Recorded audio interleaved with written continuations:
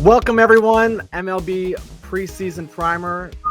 My name is Nick, aka the Commitch. If you follow me on Twitter, joined by Derek Carty, one of the sharpest, if not the sharpest guys in the MLB community. Good to be talking baseball with you, man. Opening day less than a week away. Yeah, I know. I'm so excited that baseball's finally back. Yeah, I got plenty to talk about in this show. I think the division that everyone should be looking forward to the most is the National League East. We can take a look. We'll pull up the division winning odds right now. But the Braves, the Mets, and the Phillies, all three teams with title aspirations this season.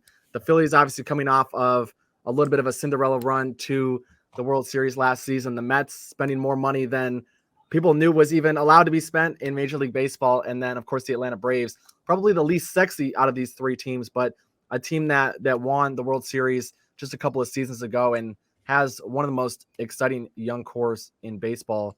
Why don't give us your thoughts on this division? So I think we're in disagreement here because for me, I think the Braves and then the Phillies are kind of the cream of the crop here. And I think the Mets are a little step below them, which I know is not a popular opinion. Everyone loves the Mets. They were the talk of this offseason where they spent all this money, but they spent all this money, which is great as a Mets fan to see. If you're a Mets fan, you love it, but they didn't actually improve that much, in my opinion. And honestly, I thought they were the team that overperformed the most last year. I didn't think they were nearly as good as their final win total indicated.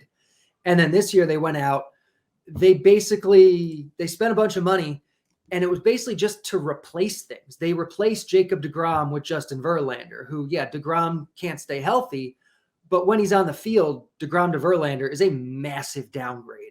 They replaced Brandon Nimmo with Brandon Nimmo. They replaced Chris Bassett with Kodai Senga, who's not necessarily any better. They signed Jose Quintana, who's already out for half the year. They didn't really move the needle in any significant ways, in my opinion. And I think the Braves and the Phillies are just better teams.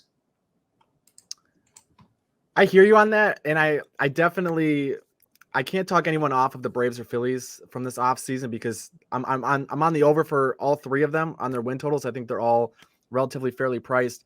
My main thought process with the Mets is they didn't necessarily get better, but how much worse did they get? This is a team that won over 100 games last season. When you think about winning over the course of 162 games, not counting the playoffs, I think there's a lot of different arguments that you can make for other teams being better equipped to win a championship. But throughout the course of a regular season, even losing a guy like Quintana, even to having that major downgrade with losing deGrom and replacing him with Justin Verlander, this is a team that has they're 8 deep in their starting rotation with guys who are capable of starting Major League Baseball games and giving your team a chance to win. There should be very few, if any, games that the Mets totally have to punt this season. I think a couple other things that flew under the radar in the offseason with the Mets, because everybody was focused on the spending, and then everyone was focused more recently on Edwin Diaz being out for the season. Francisco Lindor reportedly has been playing through some major oblique pain for close to 2 seasons now and still finished in the top 10 in NL MVP voting last season. Had an appendectomy right after the postseason ended last year. Said he's free of this oblique pain that has been bugging him on and off since 2021. If this is true, Lindor we've seen declines in his average exit velocity, his power metrics pretty much across the board. Still been an elite defender, but if he's finally free of this oblique injury, I think we could see a much better Francisco Lindor at the plate. Another guy, a guy who I've taken a small stab on to win NL MVP is Pete Alonso. I think this is a guy that, myself included, always saw him as a boom or bust home run guy who plays bad defense at first base. But steadily, every single year that he's been in the major leagues, he's improved in a number of key areas, most notably his zone contact rates, both in the zone and out of the zone. We know Alonso can crush pitches inside the strike zone. He's done a lot better job mashing those pitches the last couple of years, taking advantage of those pitches. He still chases too many pitches outside of the strike zone, but he's made strides here each season that he's been in MLB. His contact rates have improved. As a result, he's improved from the 18th percentile in K rate to the 65th percentile in K rate in his 4th season. I think this year, having Alonso healthy for roughly 160 games, if we see a better Francisco Lindor, those are 2 centerpieces, both of which could be in the MVP conversation again. And then a guy like Mark Canha, who finally admitted that he had money to invest in himself. He's not a fringe MLB baseball player anymore who doesn't know if he's going to have a job, and hired some personal strength and conditioning coaches to help him get the ball in the air more. The Mets really struggled against left-handed pitching last year. They really struggled to hit home runs last year. They got a little bit better, I think, in both of those areas. Their third base situation should be a little bit better if they don't have to throw Eduardo Escobar and Luis Guillorme out there all the time. So that, coupled with the fact that Starling Marte also had tendons that had been completely removed from the muscles in his groin, and he had surgery on both of those. I think some of the guys that are just coming back should be better than they were last year. I don't know if they're winning 120 games like some people are thinking, but around 100 wins to me seems very palatable again. Yeah, I mean, for me, I thought they were a true like 85 win team last year. I didn't think they deserved 100 wins. Maybe I'm proven wrong again. I just see this team as kind of lacking star power, I guess. Outside of Alonso and maybe Nimmo, I don't think they have any truly great hitters in this lineup. Lindor is a household name. I don't think he's a true great hitter. Jeff McNeil is all BABIP. Like, I'm not a big fan of this team, at least to the extent that the public is. Maybe I'm wrong, but I just see teams like Atlanta and Philly just having more star power, more quality hitting, just as good, if not better pitching. Atlanta has Strider and Morton and Fried, three of probably the best top 25 or top 30 pitchers in baseball. Stronger bullpen. Philly added Trey Turner this offseason. For me, those are the bets that I'm looking at the most here. Atlanta, the bat has projected as the best team in baseball. It projects Atlanta to win 95 games this year, more than any other team in baseball. You can get them at 10-1 to win the World Series at PointsBet. I like that quite a bit. In terms of Philly, you can get them plus 85 or plus 850 to win the NL pennant, or plus 1,700 to win the World Series, both of those at DraftKings. I think that those are the bets that I would have the most interest in, as opposed to the lines on the Mets, where they kind of have to be the team everyone thinks they are in order to hit. Whereas Atlanta and Philly, there's a little bit of baked in discount in the market, I feel like. I do see where you're coming from with the Braves and with the Phillies. The Phillies, for me, I think have some of the most underrated pitching in the league. Aaron Nola, to me, has long been one of the best pitchers in baseball. He had a really bad defense behind him for a couple of years, but there's few pitchers in baseball that attack the zone better than him. He's improved his spin rates year over year. The guy's a workhorse. So like for me, Aaron Nola is probably my favorite bet to win NL Cy Young. He was as high as 15-1. I think the market's moved on that a little bit right now, but last year was a great stat from The Athletic from Matt Gelb. Nola became the first pitcher in 138 years to have more than 230 strikeouts and fewer than 30 walks in a season. Just to give you an idea of what kind of pitcher he is, he forces guys to earn their way on base, and it's not because he's just a strike thrower without elite stuff. He has a number of good offerings, both the durability and the skill, I think, to be in the conversation to win that award. Has some better defense behind him this year. I know the advanced metrics aren't perfect with defense, but Trey Turner is definitely an upgrade at shortstop, being able to move Stott over to second base. I think a position where he fits a little bit more comfortably. Alec Bohm wasn't completely offensive at third base towards the end of last season defensively. Brandon Marsh is elite in center. So I think up the middle, having Realmuto, a solid middle infield combination, and then Marsh in center field, it's a team that's poised to be a lot better defensively, which can't hurt Nola. And I think Nola's been on the cusp of winning that award a number of times. He's looking for a new contract. That's probably my favorite bet. I think you're aligned on that as well. Yeah. We're talking pre-show.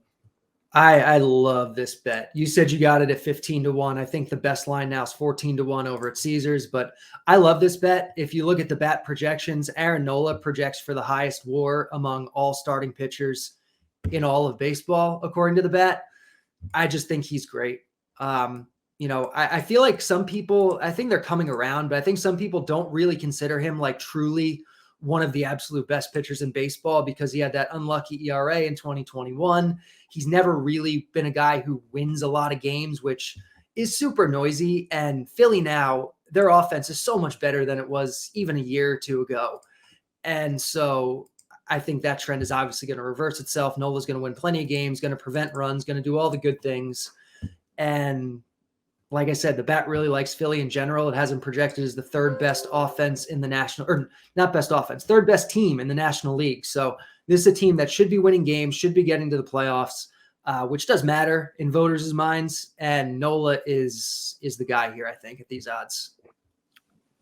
Yeah, I couldn't agree more. I think another underrated aspect about the Phillies is the bullpen. I remember reading an article from Baseball Prospectus years ago about managing bullpens and how they've been mismanaged for decades and decades since the save became an official stat in Major League Baseball. And Rob Thompson just doesn't care who's in the ninth inning. And the fact that they could go out and get a guy like Craig Kimbrell and say, hey, sometimes you might pitch the ninth inning, sometimes you won't, I think says a lot about, from a managerial perspective, what we can expect from a bullpen that has a ton of talent. I think sending Alvarado down last year and coming back and refining some things, the extension that the Phillies gave him is a huge indicator for me that they believe in him, that Alvarado is going to be an elite talent, one of the best left-handed pitchers out of the bullpen in the league. Having guys like Kimbrell maybe more selectively used. The Dodgers used him way too much against left-handed batters last year in default situations. If they can isolate him to more right-handed sections of lineups, I think we'll see Kimbrell have a comeback season. Seranthony Dominguez at the back of the bullpen, Gregory Soder, like Strom, a guy like Connor Brogdon, who people thought was going to be in the back end of this bullpen last year, has now been relegated to a middle relief role. This is a team that is just overflowing with talent, but I do think like they're outshined by the Mets because the Mets have spent so much money. But I agree. Like I'm heavy on the over the win totals for the Phillies. Like even without Harper, this is a team that is just so talented, top to bottom. Yeah, completely agree. And I agree about the bullpen. That was one of the biggest knocks against the Phillies that I would hear from people a year ago. Oh, their bullpen's terrible. Their bullpen is not terrible. Certainly not anymore. They have quite a few good arms. Seranthony, Alvarado, Kimbrell, Brogdon, like you said, this is a pretty solid bullpen. What about the Braves? Let's finish there, and then we can move on to the other divisions. Where do you have where's the ceiling for them? Where is the floor, and like who specifically are you looking at from a betting perspective in the upcoming season? So there's nobody specifically that I'm betting player props on or anything like that, but I just like the odds for the Braves as a team. They have that star power. They have Acuna. They have Olsen. They have Austin Riley. They have potentially a budding star in Michael Harris. They added a really good hitting catcher, one of the best hitting catchers in baseball, in Sean Murphy. And they have this ridiculous rotation with Fried and Strider and Morton, and Kyle Wright improved his stuff and got so good last year. And their bullpen is ridiculous. AJ Minter is so good, and Dylan Lee is so good, and McHugh is good. And it's just a great team top to bottom. They have depth.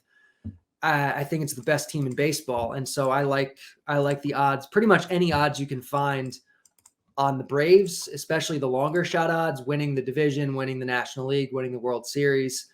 I like those bets quite a bit. My favorite long shot bet on this team is Kyle Wright, 60-1 to win the NL Cy Young. This is a guy, you're more into the weeds with the projections and have obviously done an incredible job over the years with them. I'd be curious your thoughts on how something like changing a pitch mix or having a breakout season factors in to your projections. Because prior to last season, Kyle Wright was a guy that everyone had forgot about. He's former 5th overall draft pick, had been abysmal, showed very few signs of improving. He had a 6.56 ERA and a 6.56 FIP prior to last season, and then last year, seemingly out of nowhere, had a 3.19 ERA and a 3.58 FIP, improved across the board with his command, his K rates, all of it, limiting traffic on the bases, made his curveball his primary offering. I think there's even more room to tinker with that pitch mix, with maybe some more changeup usage against left-handed batters, and having a guy in his rotation like Max Fried, who started throwing a changeup and that obviously paid dividends for him. He's firmly entrenched as one of the best pitchers in the National League. How do the projections look on Wright? Does it make sense at 60-1 as a long shot? Can you take that next step and try to and finally realize all of this potential that the Braves have seen in him since they drafted him? Yeah, absolutely. I mean, this is a guy, even if he repeats what he did last year, he could be in the conversation. I think the biggest thing working against Wright is actually the team that he's on, because are voters going to vote for Kyle Wright over Spencer Strider or over Max Fried if they go out and have great seasons. That's my biggest concern. It's not so much with the talent as it is with just the votes getting split among Braves because they have so many good guys. Yeah, I do agree on that. My last year, Dylan Cease was my long shot, my 30-1 guy, and I didn't necessarily expect Cease to win the Cy Young, but I expected him to get into the conversation to the point where he would be hedgeable. And it got to a point where it was him and Justin Verlander in the American League, and both Verlander was plus 110, and I think Cease was plus 110, and was able to hedge into a profit there. That's sort of my approach with Wright, where I think he takes another gigantic step forward. And if Fried or Strider underperform, or if one of them ends up on the injured list for a considerable portion of the season, I think we could see Kyle Wright be in that like 7-1, 8-1 conversation, or in that final 3 or final 5 by the end of this. And maybe it is 3 Atlanta Braves. Maybe it is Fried, Strider, and Kyle Wright at some point. But he's definitely a guy that, even just as a fan, I'm really looking forward to. I love like the post hype phase of guys' careers where everyone's sort of forgotten about him, and then now he's arrived, and I think it has even more potential to get better here. Why don't we go to the other side of the league? Let's go to the American League East. Yankees, I think similar situation to the Mets, where hard to bet against the Yankees, at least from the public perspective of it. Just feels like the Yankees are always good. They always spend money, always have big recognizable names. But Toronto, I think, got better. Tampa Bay, a team that never seems to be out of the conversation when it comes to the postseason and winning that division. Where do you have these teams finishing this season?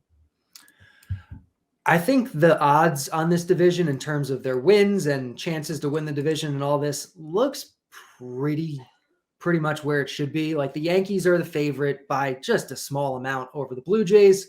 And then there's kind of a dip down to the rest of the division. The Red Sox, the Rays are kind of that third team that has a shot, but not as big of a shot. And then the Red Sox and the Orioles are kind of rounding things out on the bottom. But I think the odds on all of them look about right. I don't see much value here.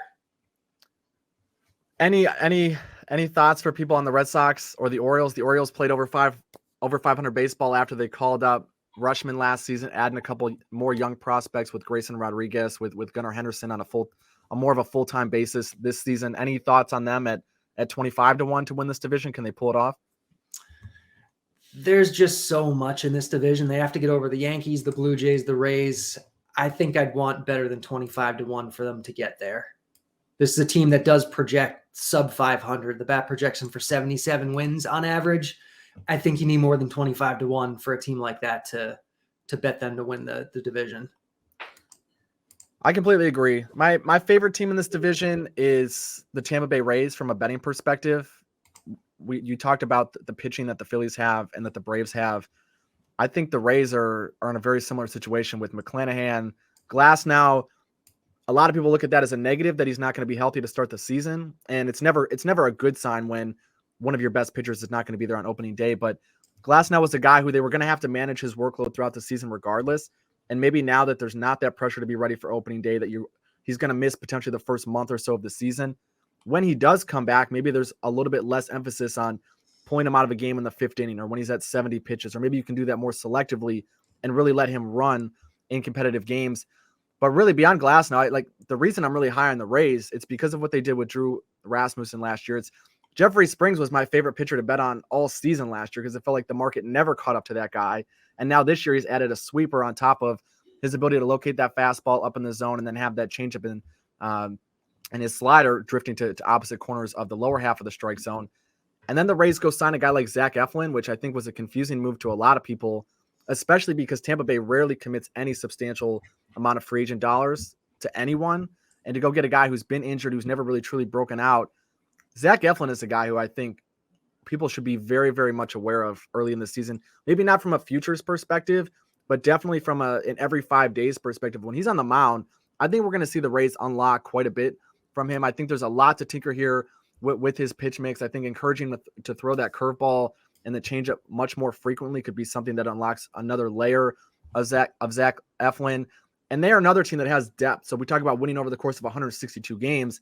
You need more than 5 starting pitchers, which we've already seen with Glasnow being out. Having guys like Patino, who was supposed to be in the rotation last season, having a bullpen that the Rays seem to be able to turn anyone with a fastball and slider into an above average relief pitcher. They were plus 400 to win the division at one point. You can see they're as low as plus 270 on FanDuel now. I think from a value perspective, they're my favorite team. I think the Blue Jays definitely got better. People don't like when you lose a guy like Teoscar Hernandez. It feels like you get worse, but I think they're better fundamentally sound this season. And the Yankees just have a lot of question marks. Like, I don't think the Yankees are going to win 80 games. I think that's ridiculous. But I for a bet to be plus 120 preseason, I feel like it has to be close to a lock, and that's just not something that I want any part of. Yeah, I totally agree. I think the Rays would be where I'm looking here if I was going to, and I totally agree with you about Eflin. Like, he's a guy that I know the bat really liked the last couple years, hasn't really been able to stay healthy, but he's going to be really interesting on the Rays. I think early season prop bets on him are going to be really interesting. They've already started kind of toying with him in spring training. It looks like they've kind of changed up his curveball to potentially unlock that more. My only concern is if they keep him on a shorter leash the way they do with a lot of their pitchers, but if they don't, he's a guy that strikeout props, out props, that kind of thing might be profitable early on. Yeah, it's going to be fun betting on the Rays this year. I think Springs and Eflin, if somehow they end up in the rotation back to back, is just going to be a nice night. Every 5 days, getting those two guys 2 days in a row will be fun from a betting perspective. What do we think? And we can move on from the division after this, but there's a couple exciting young Rookie of the Year candidates here in the American League, with Gunnar Henderson being the favorite, and then we have Yoshida obviously coming off of a spectacular performance in the World Baseball Classic.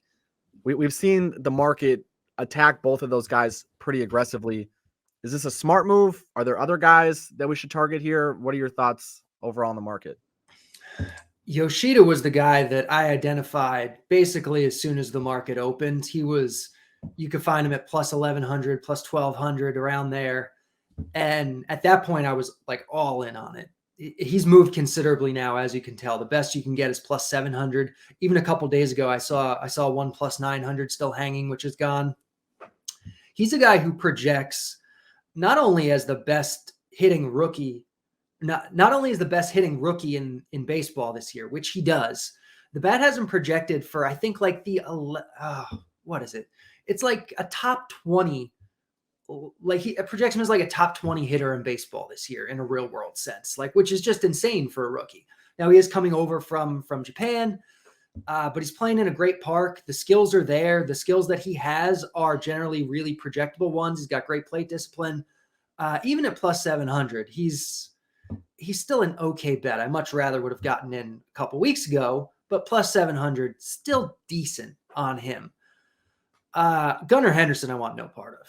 He does not project especially well in projections. We know how much rookies flop. He's the top prospect that everyone's kind of talking about, and there's hype and whatever. Top prospects do not always pan out.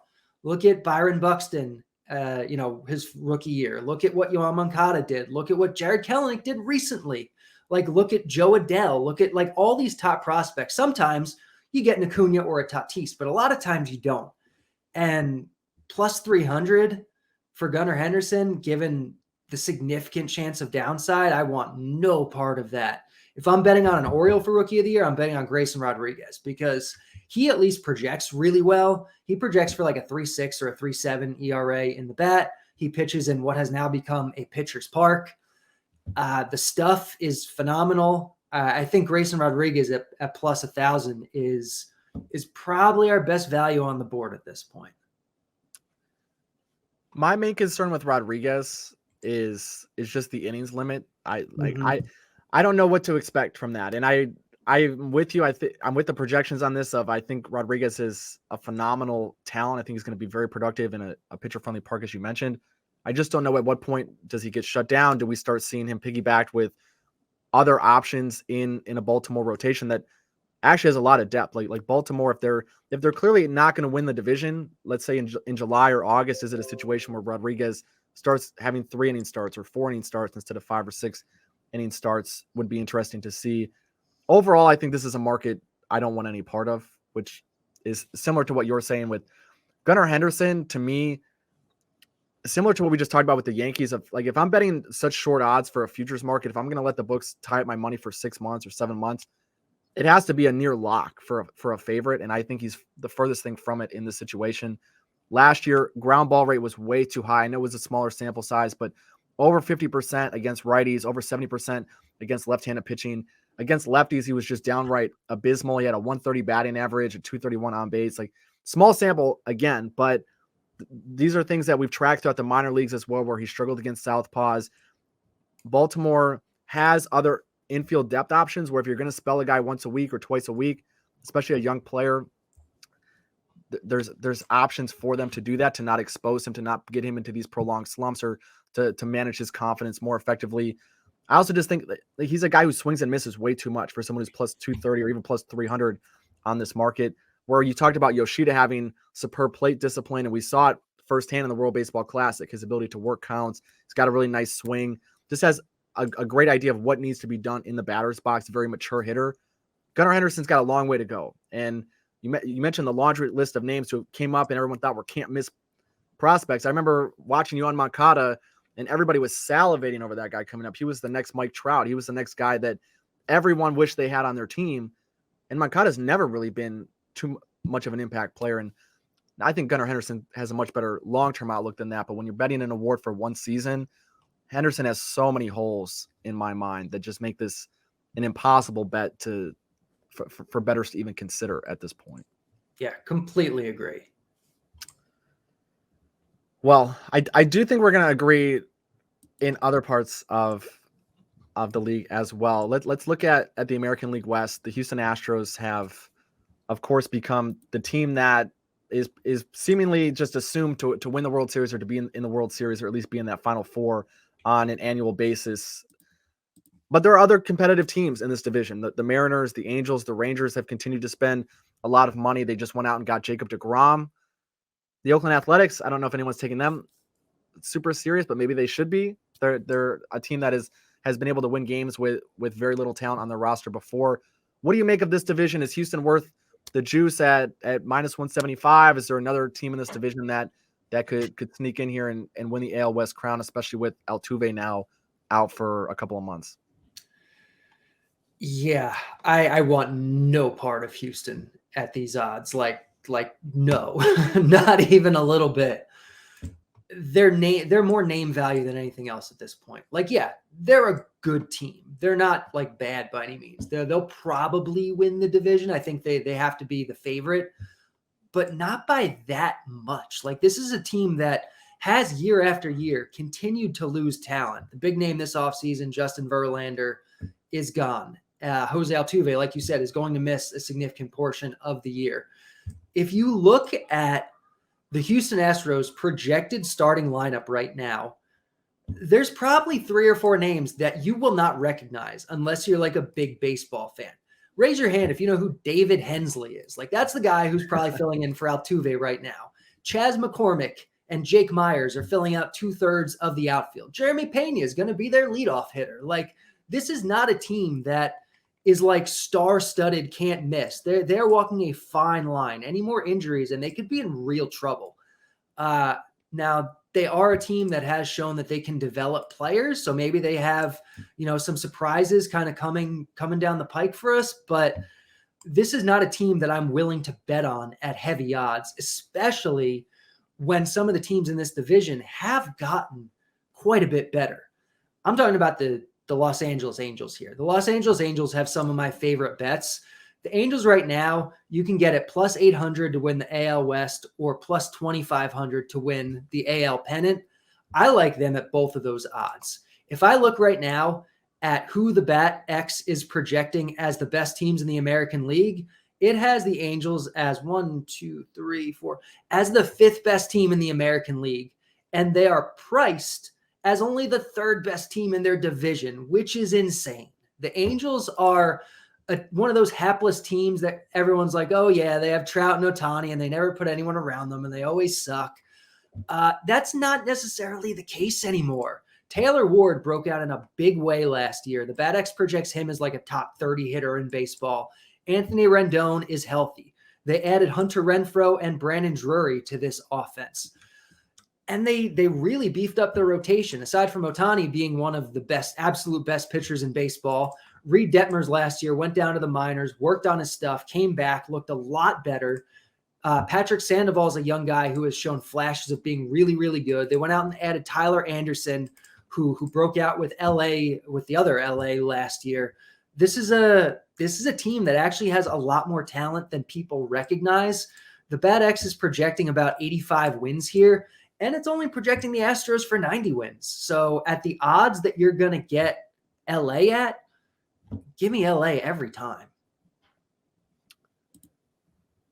You make an interesting case for a team that a lot of people probably feel burned on because they've trusted how many years in a row now. They read all the preseason reports of we finally put people around Trout. And then it was we finally put people around Trout and Ohtani. But they never actually have. This year they actually have.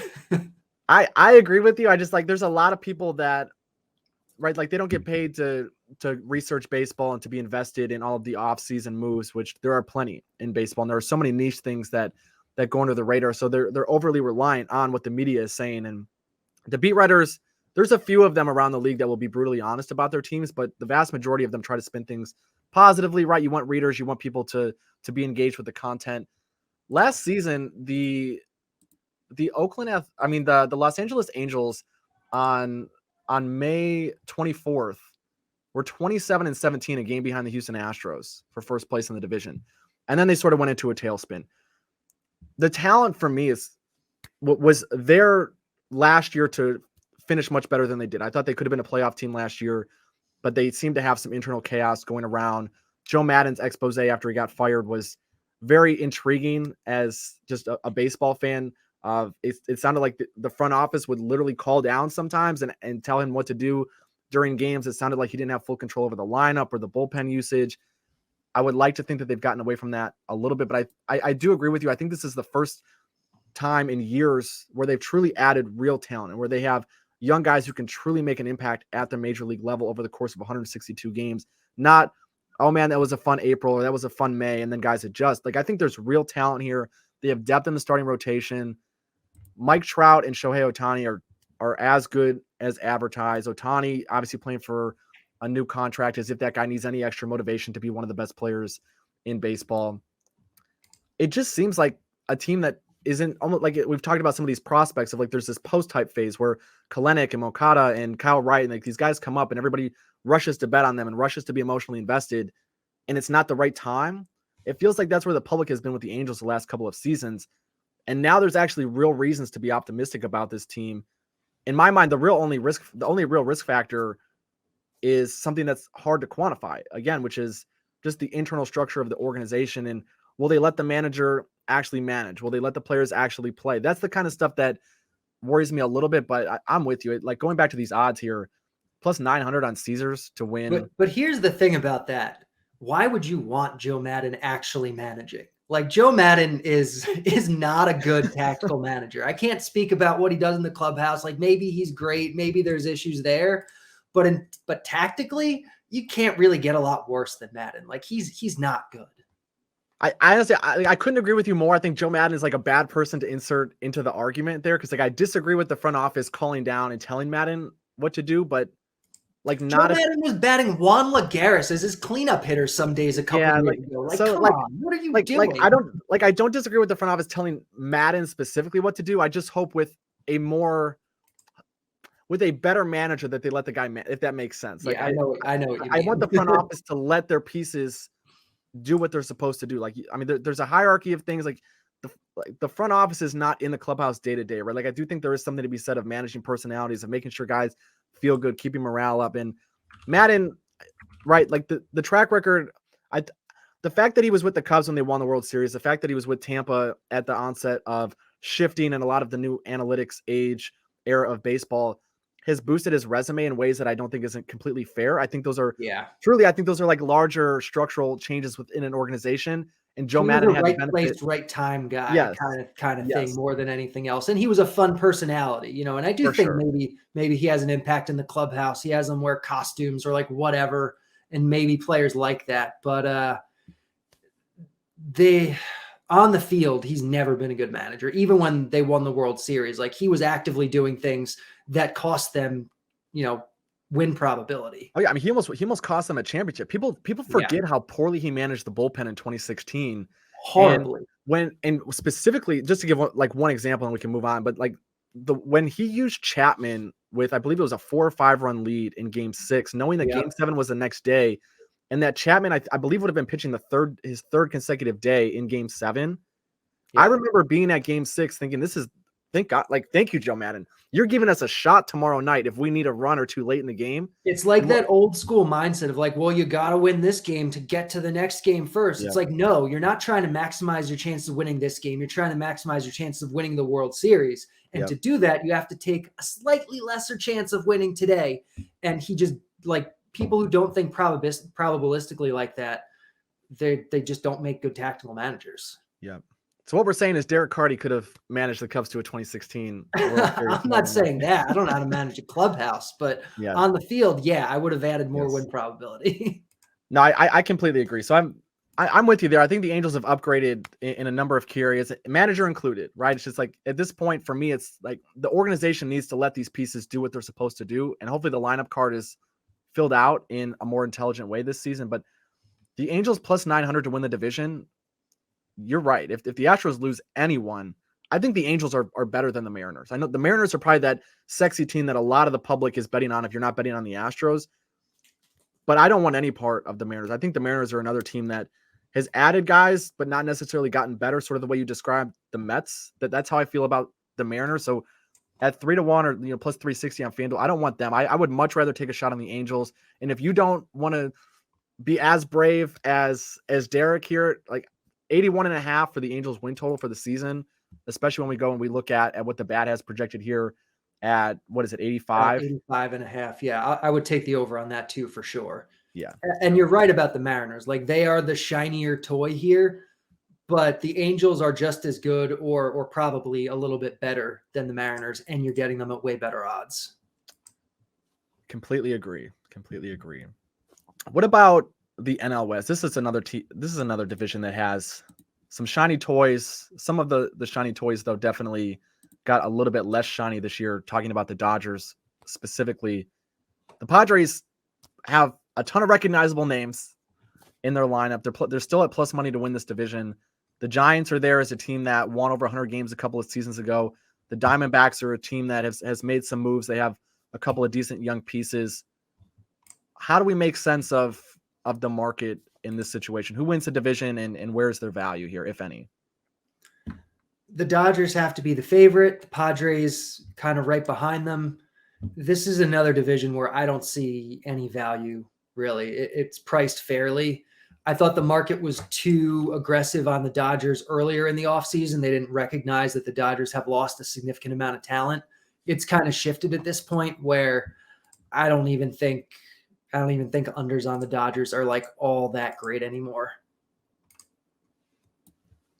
96.5 wins. The bat has them projected for 94. 93.5. So like there's a little bit of value there. But I think earlier in the offseason, you could have got them at like 98 or 99, and it has come down as it should.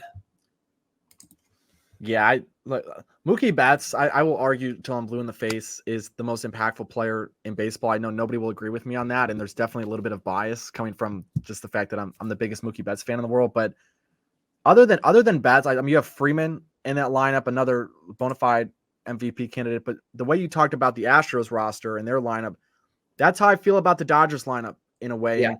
And over the last couple of years, there's definitely been LA lineups that have been rolled out there where you're like, I don't know that guy's name, but they had really nice platoon advantages. They were deceptively good against lefties or deceptively good against righties. They've lost some veteran presence in the clubhouse, losing Justin Turner. Gavin Lux out for the season. Obviously, Trey Turner is gone. So you're losing legitimate talent, and the Dodgers don't have a surplus of it anymore. In past seasons, it felt like no matter who went out of the lineup, there was someone there ready to fill in and at least be adequate in the short term. And the pitching always had the depth for a 2-week Clayton Kershaw trip to the injured list, and then another month later in the season. And if Urias needed just a breather during the season, that the Dodgers could absorb that. And the offense was good enough to win games, and the bullpen just had a ridiculous embarrassment of riches. The bullpen is not as good as it's been. The starting rotation has nowhere near the amount of depth that it's had. And the offense is considerably worse than the offense that they rolled out there last season. This is a team from absolutely no interest in betting them to win the division. I would still probably take the under on their win total. I'm in agreement with you there. But I'm also in agreement that the Padres are not a team that I want to bet on. They give me major 2022 Chicago White Sox vibes where they have a bunch of exciting names and they have talent that everyone thinks like they can't lose. It's going to be like every time they lose, people are going to go, oh my God, like they were the better team. It was just a bad beat today. Juan Soto is a terrible defender. Xander Bogaerts only recently has become a palatable defender, and there's not even agreement across all defensive metrics there. And now that he's got a shiny new contract, is there going to be that same motivation to go out there and play defensively at an elite level, especially when he hasn't shown the ability to do that over time? Fernando Tatis is a huge wild card. The talent is obviously there, but it's offensive, right? Defensively, he's still a liability. He's going to be playing a position that he hasn't played a ton in his professional career. They have pitching depth. I really like Ruben Nabella, who came over. He was Cleveland's pitching coach for a while, widely credited with a lot of Cleveland's development with some of those young guys that came through the system, but they're fundamentally flawed defensively. They're not a great base running team. The little things that are hard to quantify, hard to bake into preseason lines or even day-to-day lines are areas where I think teams can beat the Padres. So I don't really love them at plus 130. And the Giants, I love the way the Giants run the organization, but there's a lack of high-end talent there where I think you can only be so good in your analytics department and so good, getting mediocre players to be good players. You're not going to be able to churn out 100-win teams simply with math on a year-to-year basis. So I feel like it's the Dodgers or the Padres here, and I would lean Padres. I'm not eager to put my own money on that by any means. Yeah, I agree. I don't think there's value betting either one right now. Wait and see approach. Maybe we'll revisit in June and things will be a little bit more clear. But what about these central divisions? We can stick in the NL and then we'll go end in the AL. Cardinals, Brewers, Cubs, Pirates, Reds has to be the least sexy division, has to be the least engaged division in baseball. But is there opportunity from a projection standpoint, from a betting standpoint? There's probably not a ton of value on betting anyone to win the division. If I was going to, I think it would be the Brewers. The BetX has the Brewers and the Cardinals both projected for exactly 84 wins. So I'll take the team with the longer odds. More than anything else, though, in this division, I would be extremely happy to bet on the Pirates win total. The Pirates, what is the best line we're getting on them right now? I think it's over 66.5, minus 120 or so last I looked. And right now, the Bad X is projecting the Pirates for 74 wins. So we're getting what do we have? Over 66.5. You can get that at PointsBet.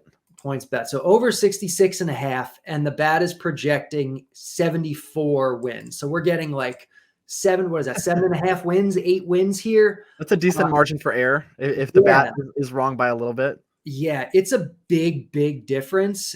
And I think what it comes down to is just the Pirates are perennially a bad team, and everyone knows they're a bad team, and everyone knows they're going to lose a lot of games. And a lot of times bad teams, because no one wants to bet the over on bad teams, you're given odds that actually make it valuable to do so. Last year, the Bad X cleaned up on teams like this, and the Pirates look like the cream of the crop this year in terms of this angle.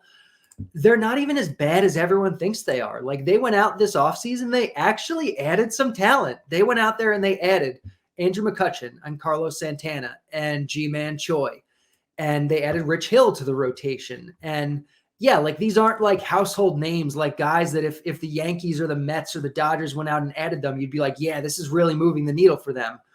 But it moves the needle for a team like the Pirates, where the alternative is just some guy off the AA scrap heap. These are legitimate major league players. In addition to Brian Reynolds, who's a legit star that nobody realizes because he plays on the Pirates, and potential budding stars in O'Neal Cruz and Ke'Bryan Hayes, and even Jack Sawinski showed promise last year. Ronzi Contreras in the rotation has upside. JT Brubaker this offseason looks like maybe he's improved his stuff a little bit. Mitch Keller's added more velocity. So this is a team that, yeah, they're bad, they're not this bad. And so I will take all the value on hitting the Pirates over. I hate that I agree with you because it just sucks to watch bad teams every single day. Because what at least for me, like when I get invested in a team financially, I end up getting invested emotionally, and I end up watching them a lot, and they're gonna irritate me a lot. But the Pirates, they're just not a bad team. Like they don't spend money, so everyone's mad at the owner, and they should be. The fan base is sort of in this malaise where they know they're not going to make the playoffs. But from a betting perspective, like 66.5 wins is just way too low. Mitch Keller, you mentioned added velocity. Even before he added velocity, last season, his last 15 starts, a 271 ERA and a 362 FIP. So probably not as good as the surface level numbers, but the peripherals suggest that he's definitely a competitive starter that probably will give you a chance to win games. Roansy Contreras, you mentioned, like JT Brubaker is nobody's favorite pitcher, but is he a very, very competent third or fourth guy in a rotation, especially on a bad team? Of course. There's things to like here about the Pirates to get over 66.5 wins. Ke'Bryan Hayes last year played through injuries most of the season, was still an elite defender at third base. There's, I think, potential for him to rebound offensively. No disagreements here. I think take the over. My main advice with the NL Central is just do not bet on the Cardinals. I'm with the Brewers.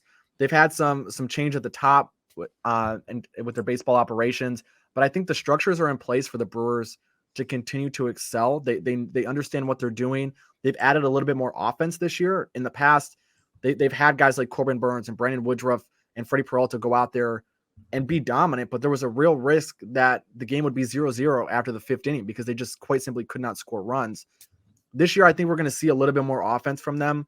They seem to still have the same aggressiveness that they've had under the previous regime in terms of going out there and being aggressive in trades, going and finding themselves as a third team in a deal and giving up almost nothing to go get a really high quality catcher.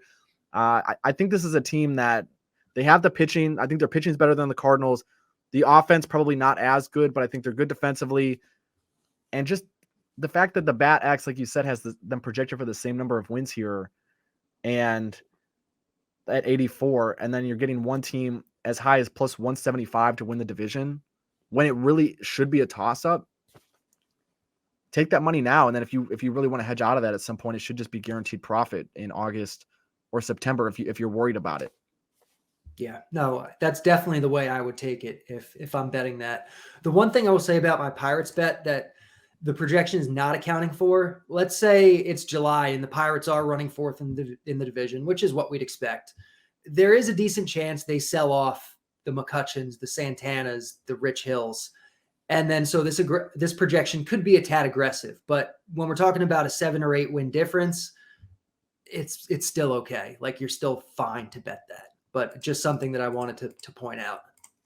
Yeah, definitely. But there's so many guys that should stick around. Like Ke'Bryan Hayes locked up to a long-term deal. Right? These young guys coming out of the minors are all on their rookie contracts or still in arbitration deals. Like there's a lot of core pieces here that shouldn't get traded. Even if you lose McCutchen, even if you lose a veteran presence, it's hard to lose a lot of baseball games on purpose. And if you're the Pirates, especially now that there's not an automatic, you get the number one pick if you have the worst record, there should be less incentive on that, but definitely a good call out. What about this final division? We'll go over to the AL Central. My Cleveland Guardians coming off of another surprising postseason run where they were one game away from making it to the ALCS, and maybe if they had a hotel after the rain delay, the postponed game in Game 5 of the DS, they could have shown up a little bit better the next afternoon and played the Astros. But the Guardians, the favorites, still at plus money. The Twins, the White Sox seem to be the primary contenders here if it's not going to be the Guardians. And then the Tigers and the Royals seem to be a distant second tier in this division. Where do you have this falling out? I kind of have it exactly the way the odds do. This is another division where I don't have a lot of interest in placing any bets. I think the odds look more or less fair. I really don't see value anywhere. The Bat is projecting their win totals basically exactly where the market is and where kind of the odds to win the division imply. So it's just, I'll just pass on this and place my bets in other spots.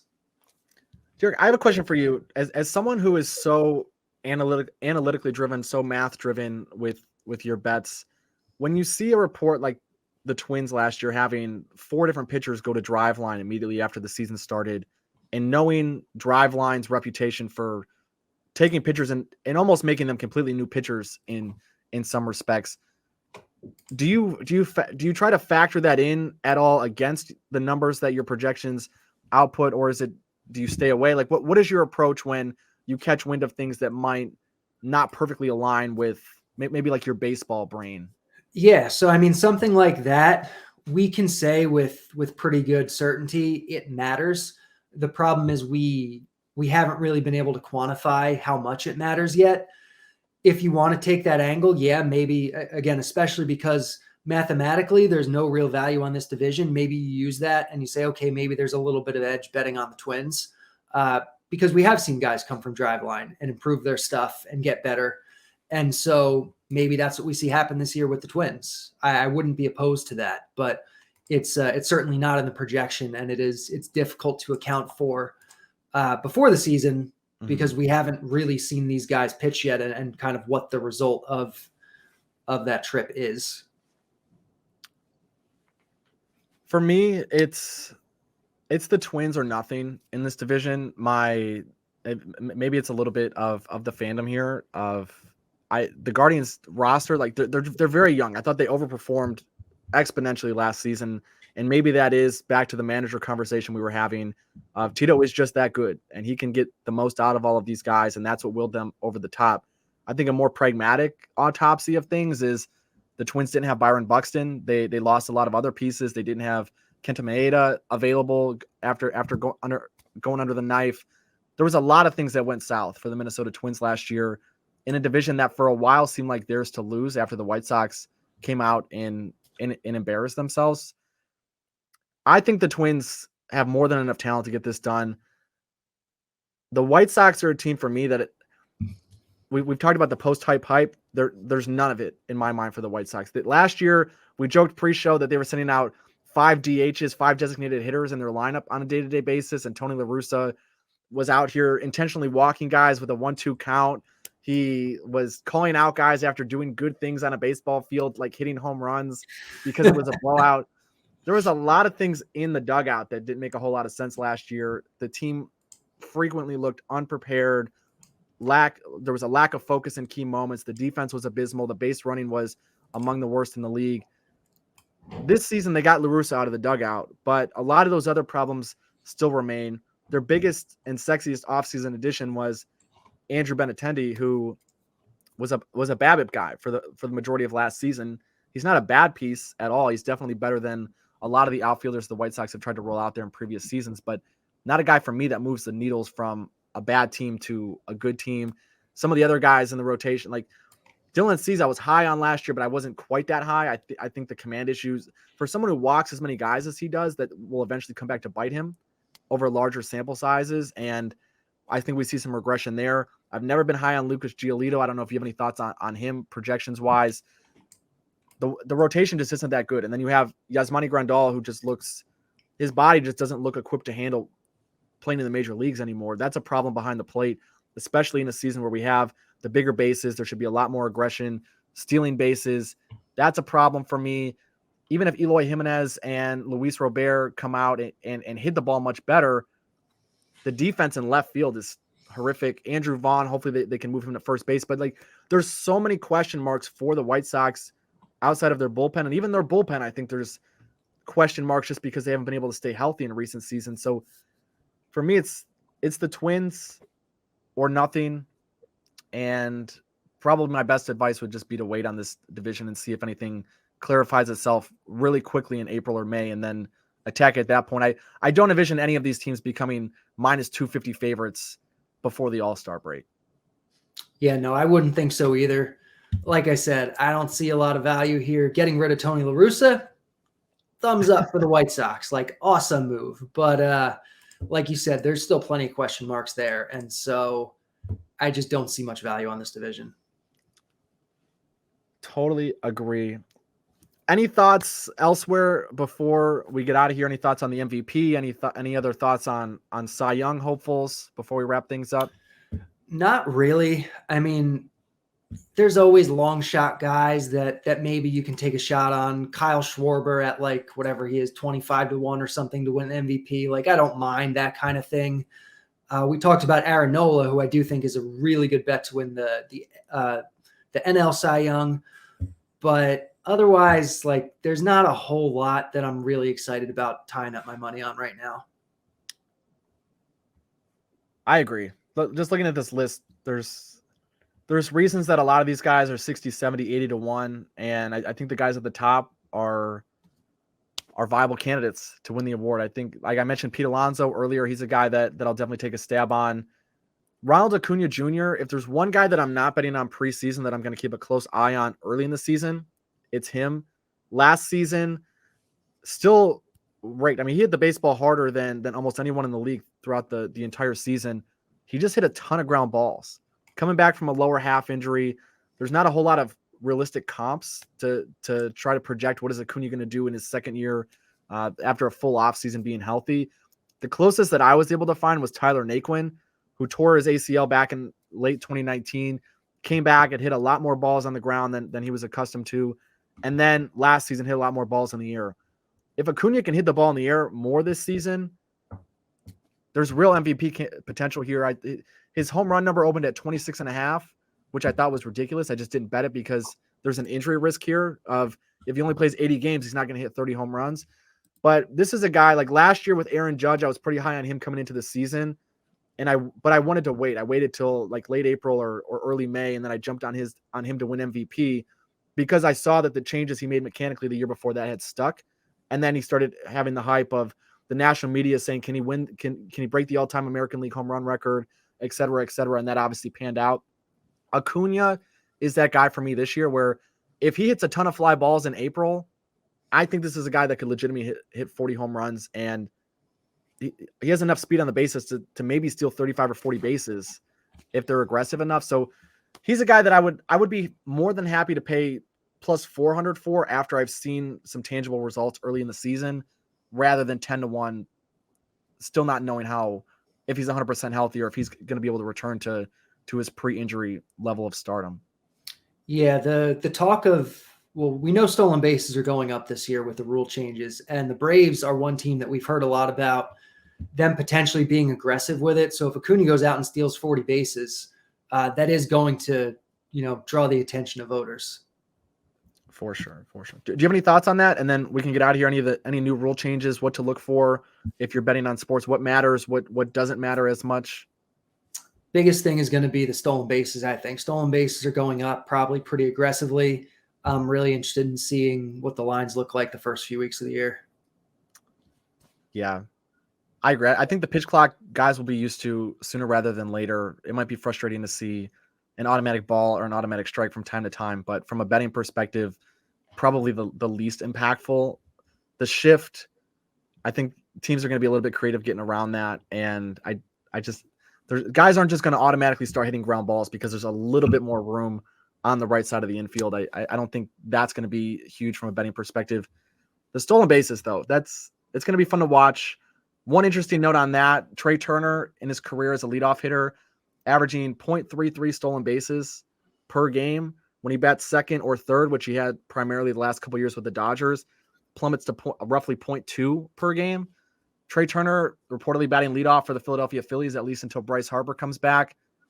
If the odds aren't crazy juiced, if the odds are still long enough to where the math makes sense, Trey Turner to steal a base might be an auto bet for me, especially with Rob Thompson, a guy who last year was one of the more aggressive managers on the base pass. Turner batting leadoff makes a lot of sense with the new rules. Yeah, I like it a lot. Cool. Well, appreciate everyone tuning in. Derek, hopefully there's a lot more chances to catch up with you during the season. If you guys aren't following him on Twitter, definitely worth checking out his information. He's one of the sharpest guys in the industry. If you see him on a K-prop, don't think twice about it.